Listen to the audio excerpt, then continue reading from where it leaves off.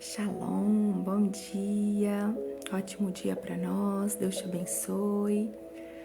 Estamos aqui para a leitura de mais um capítulo, hoje Juízes, capítulo 19. Pega aí sua caneta, pega sua Bíblia, pegue seu marca-texto. Vamos nos preparar para ver o que o Senhor tem para tratar de nós, para falar conosco com esse texto, com essa passagem. Vamos orar também agradecendo ao nosso Deus. Pai, nós queremos agradecer porque o Senhor cuida dos detalhes, cuida de nós em todos os aspectos, é soberano, todo-poderoso e é o nosso Deus. Como é bom, Pai, saber que servimos aquele que tudo pode, aquele que conhece todas as coisas, que fez todas as coisas, aquele que nos sonda, aquele que sabe tudo o que passa na minha vida, aquele que conhece os meus pensamentos antes mesmo de eu tê-los, aquele que já sabe o meu futuro, já preparou tudo para mim. Pai, como é bom poder descansar no Senhor, sabendo que a Tua vontade é o melhor para a minha vida. E eu desejo alinhar os meus sonhos, os meus desejos aos Teus para mim. Da mesma forma é o meu pedido para quem está comigo nesta caminhada de leitura e aprendizado. Conduza-nos, Pai, não apenas hoje, mas em todo o tempo, e que possamos mesmo aprender tudo o que o Senhor tem para nós neste momento. Fala conosco através da Tua palavra, ensina-nos hoje e em todos os dias que abrirmos a Bíblia, que possamos estar sensíveis ao Espírito Santo. Tens liberdade para nos conduzir, para nos ensinar em todo o tempo, não só hoje, mas sempre. Passeie em nosso meio aqui agora, Pai, em cada casa, em cada lar, em cada ambiente onde essa pessoa está.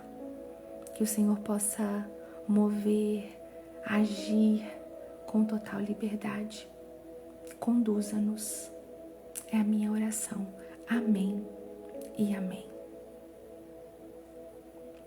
Glória a Deus. Aí. E a tosse está por aí. Vai passar em nome de Jesus.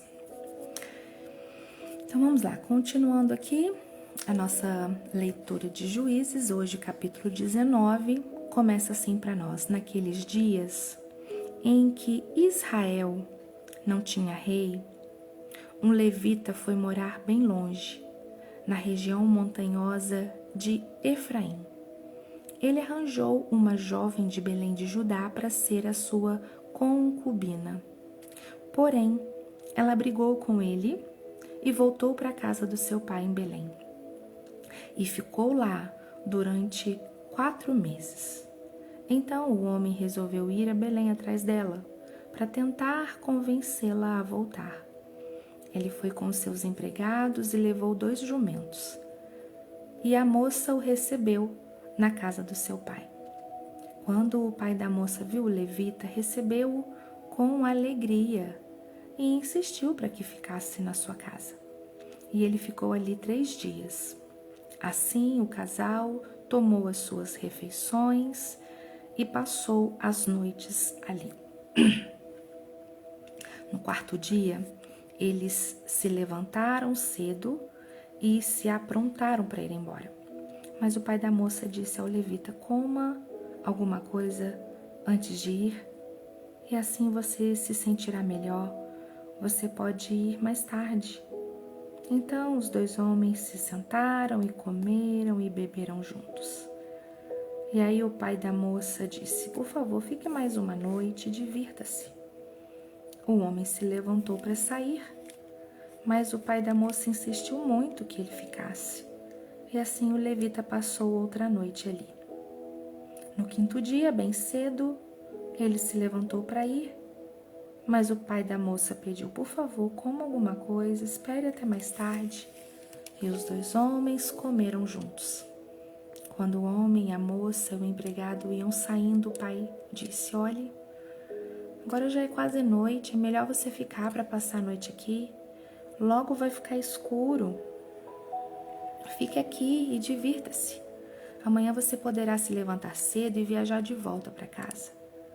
Mas o levita não quis passar lá mais uma outra noite e partiu de viagem com a sua concubina, levando 2 jumentos arreados. Já era quase noite, quando chegaram perto da cidade de Jebus, ou Jebus, isso é, Jerusalém. Então o empregado disse ao patrão: por que não paramos e passamos a noite nesta cidade dos Jebuseus? Nesse tempo, os israelitas ainda não haviam conquistado a cidade de Jerusalém. Versículo 12. Mas o patrão respondeu: não vamos parar numa cidade onde o povo não é israelita. Vamos continuar até Gibeá. É melhor a gente andar mais um pouco e passar a noite em Gibeá ou Ramá.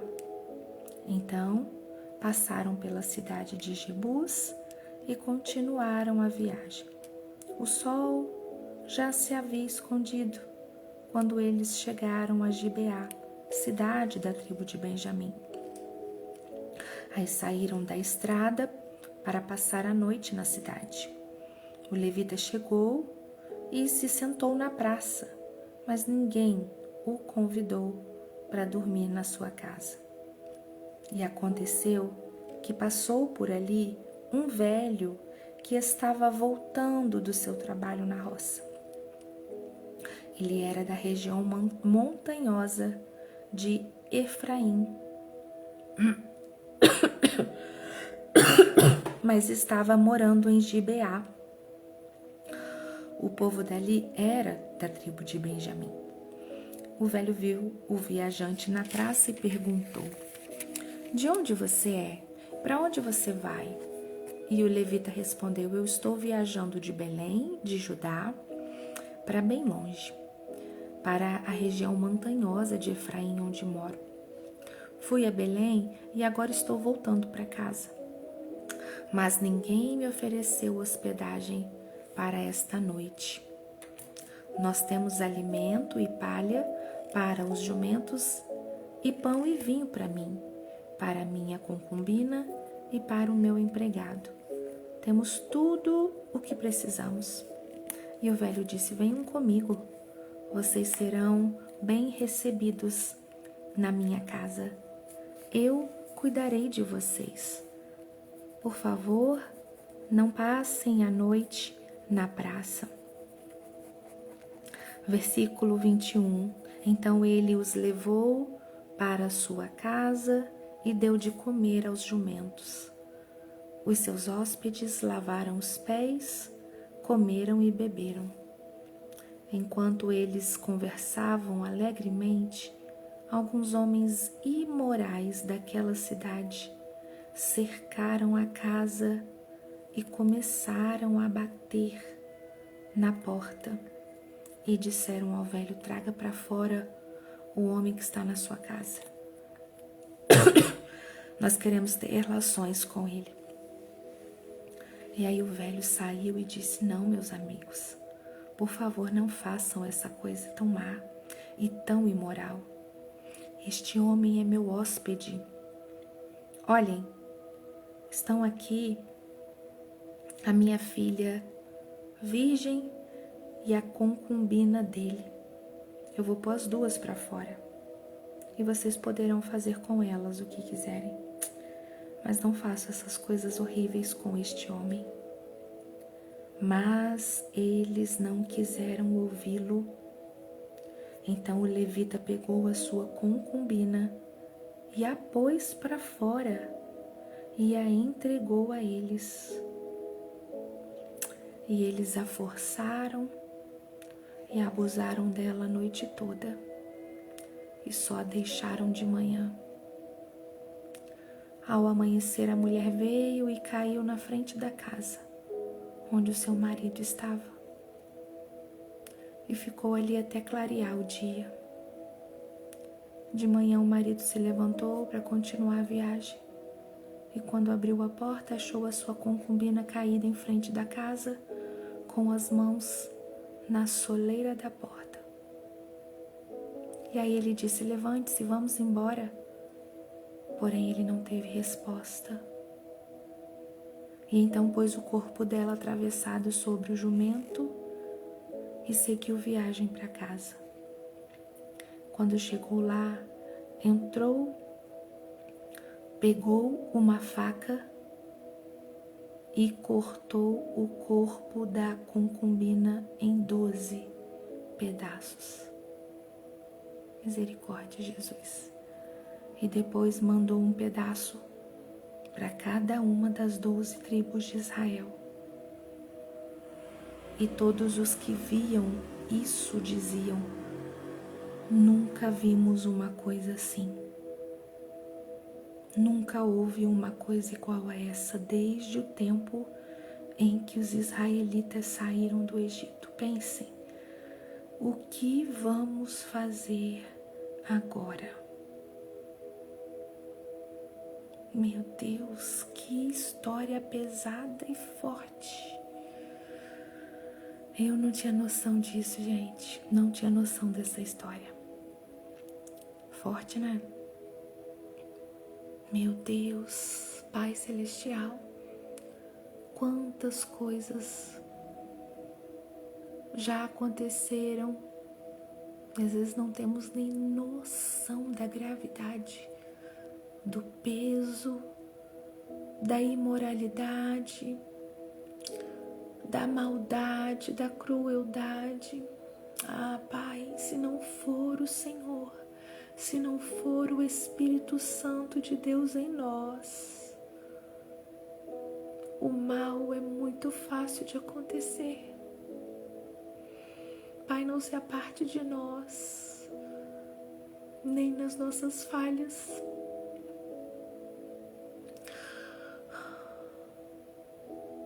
Nós buscamos viver uma vida de santidade no Senhor diariamente.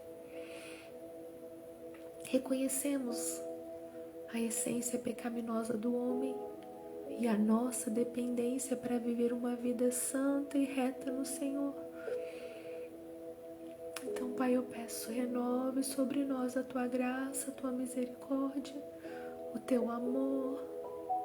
E Espírito Santo de Deus, o meu melhor amigo, meu companheiro deixado por Deus para nos conduzir, ser de fato a nossa companhia aqui diariamente. Seja presente, vivo, real na nossa vida, em nome de Jesus. Amém. Estou falando um pouco baixo para não forçar muito a garganta, senão vai vir a tosse. Logo vamos estar melhor, em nome de Jesus. Vamos continuar aqui. Eu gostaria que vocês deixassem aí no comentário o que você achou desse texto, desta passagem, dessa história tão triste. E o que até aqui Deus falou no seu coração. Compartilha comigo. Nossa compreensão aqui, nossa ferramenta nos traz esse entendimento. Capítulo 19 é, sem dúvida, o momento mais sombrio de todo o livro de Juízes. A história relata um crime bárbaro ocorrido em Gibeá, revelando o nível de degradação moral a que a sociedade chegou quando abandona o temor a Deus e o respeito à vida humana. Esse capítulo é um alerta extremo sobre o que acontece quando a desumanização do outro se torna normal. Juízes 19. Eu vou ler os dois ensinamentos, tá? Um ensinamento para Glaucia. O cenário da insensibilidade, do versículo 1 ao 30. Um levita viaja com a sua concubina e, ao parar em Gibeá, são confrontados por uma multidão perversa. O que se segue é uma sequência de omissões e crueldades que chocam qualquer leitor. Esse capítulo é a manifestação final do cada um fazia o que parecia reto aos seus próprios olhos. Quando a regra de convivência deixa de ser o amor ao próximo e a dignidade humana, a sociedade se torna uma selva. Observamos que em um ambiente de desumanização, a empatia é a primeira a morrer. Quando o eu se torna a medida de todas as coisas, o outro vira apenas um objeto de uso ou descarte. A gente entende que a luz é o antídoto para a escuridão. Em um mundo que desvaloriza a vida e a dignidade, a postura de quem carrega propósito deve ser a defesa intransigente do que é justo e humano. Se a sociedade está em colapso moral, a nossa responsabilidade de sermos faróis é redobrada. E agora um ensinamento para nós.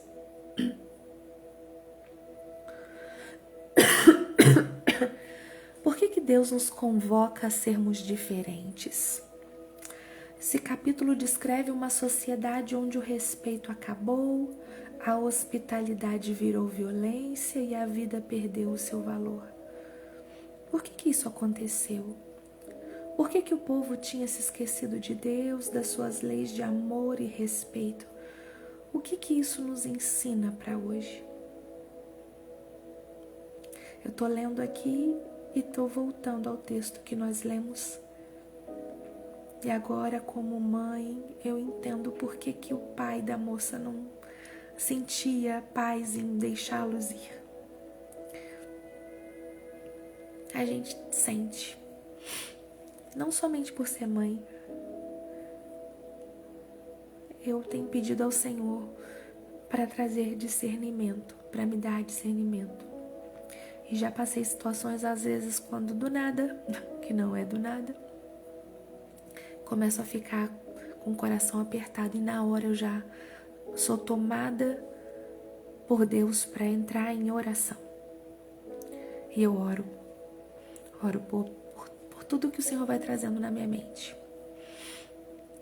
E eu acredito que esse pai já estava sentindo que alguma coisa estava para acontecer. Ele não estava tendo paz de deixar a filha ir embora. E ele se alegrou quando o marido voltou para buscar a filha. Ai, gente, como é que pode, né? Ele não imaginava o que poderia acontecer, mas sentia que alguma coisa poderia acontecer. Continuando aqui, a importância da cultura do respeito. Onde não existe o temor a Deus, o ser humano se perde. Quando esquecemos que cada pessoa foi criada à imagem e à semelhança do Criador, corremos o risco de tratar os outros com a mesma frieza que vimos nessa história. Mas que a nossa vida seja um antídoto a essa cultura de violência. Que nós sejamos pessoas que honram e protegem os outros. Segundo, o perigo da omissão. Esse capítulo mostra várias pessoas vendo o mal e não fazendo nada, ou então sendo coniventes. Não podemos ser uma geração que olha para o lado diante da dor e da injustiça e não tem ação. Ter propósito também significa ter a coragem de se posicionar pelo que é correto, mesmo que o mundo ao redor esteja caindo. 3. A nossa bússola é a palavra. O caos desse capítulo é o resultado final de quem vive do seu próprio jeito. Que hoje a gente possa renovar o nosso compromisso. Não é o que eu quero, não é o que me agrada, é o que Deus estabeleceu como verdade e amor. Um resumo para a nossa ação: o protocolo da defesa da dignidade. Primeiro, avaliação da empatia. no seu círculo de amizade, no seu círculo de convívio? Como você tem tratado as pessoas ao seu redor? Existe alguém que você tem tornado invisível ou que está sendo tratado com menos dignidade do que deveria? Peça ao Senhor para te mostrar. 2. Posicionamento. Em qual situação hoje você precisa deixar de ser omisso, omissa e usar a sua voz para defender o que é justo e respeitoso? 3. Cultura de proteção. Como você pode transformar o ambiente da sua casa, o ambiente do seu trabalho, da célula, do lugar onde você convive, em um lugar onde a dignidade de cada pessoa é preservada e celebrada? E a frase para nós hoje é: a falta de temor a Deus sempre termina na desumanização do próximo. Em um mundo que escolhe o egoísmo, escolha você ser a pessoa que enxerga o outro com o valor que Deus deu. A nossa maior defesa contra o caos é viver uma vida marcada pela honra e pelo respeito absoluto à vida humana. Viver uma vida marcada pela honra e pelo respeito à vida humana. Viver uma vida que agrada o coração de Deus, sendo conduzida e dirigida pelo Espírito Santo. Palavra-chave do capítulo 19, dignidade. Capítulo 19 é um lembrete severo de que, sem princípios sólidos, a sociedade perde a sua bússola moral e desce ao nível mais baixo da barbaridade. Esse é o momento de pausa mais necessário de toda a leitura que fizemos até aqui. É um capítulo que nos faz querer clamar por mais justiça e amor. Capítulo 20 amanhã vai relatar para nós a guerra civil que surge como consequência desse horror. E o capítulo 21 tenta de forma muito complexa restaurar o que restou de Israel. Eu vou esperar você também amanhã para continuarmos nesse aprendizado, amém? E para concluir a nossa leitura, um trecho do livro Eu Vou Sair Desse Deserto, capítulo 129, que tem como base 2 Coríntios 12, de 9 a 10. A sua presença transforma qualquer cenário. A verdadeira bênção é saber que mesmo que estejamos passando por tempestades, incertezas ou adversidades, Deus está lá. Em vez de buscar uma vida livre de problemas, devemos buscar estar mais próximos de Deus, pois é Ele quem transforma qualquer situação em bênção. Ele mesmo nos disse que passaremos aflições enquanto estivermos neste mundo. A verdade é que quando estamos com Deus, até as dificuldades podem nos levar a crescer, aprender e experimentar o seu poder e cuidado. Ele venceu e nós também venceremos. Em nome de Jesus. Que o Senhor te abençoe, que complete em você essa palavra. E eu espero você aqui amanhã. Amém? Beijo, fica com Deus e até.